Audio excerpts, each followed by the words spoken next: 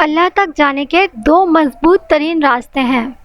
انسان کتنا ہی گنہگار کیوں نہ ہو، اللہ تعالیٰ اس کے لیے دعا اور رزق کے دروازے کبھی بھی بند نہیں کرتا۔ اللہ تعالیٰ جانتا ہے آپ تھک چکے ہیں اور یہ زندگی بہت مشکل ہے، لیکن اللہ پاک آپ کو کبھی بھی ان حالات میں نہیں ڈالے گا جن کو آپ برداشت نہیں کر سکتے۔ اللہ تک جانے کے دو مضبوط ترین راستے ہیں، نماز اور قرآن۔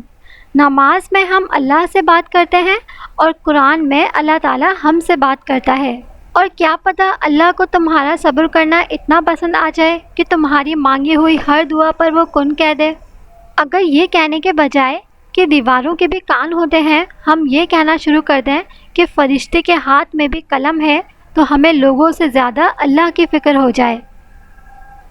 زندگی اور قسمت کا پتہ اگر لکیروں اور ستاروں سے لگنے لگتا تو پھر اللہ انسان کو عقل نہ دیتا، بس یہی چیزیں دے کر زمین پر اتار دیتا۔ بہترین راستہ وہ ہے جس کی منزل آپ کو اللہ تعالیٰ کی طرف لے جائے۔ نصیب کیسا بھی ہو، نماز اور قرآن سے مدد لے کر اللہ تعالیٰ سے جو بھی مانگو انشاءاللہ ضرور ملتا ہے، اور اللہ جسے چاہے سیدھی راہ دکھا دے۔ بے سکونی کی ایک وجہ یہ بھی ہے کہ انسان اپنی پریشانیوں کا ذکر اپنے اللہ سے کرنے کے بجائے لوگوں سے کرتا پھرتا ہے۔ چاہتوں میں سب سے بہترین چاہت اللہ کی چاہت ہے۔ پوچھا گیا مومن کی راحت کس میں ہے؟ فرمایا گیا غفلت ہو تو سجدے میں، گناہ ہو تو توبہ میں۔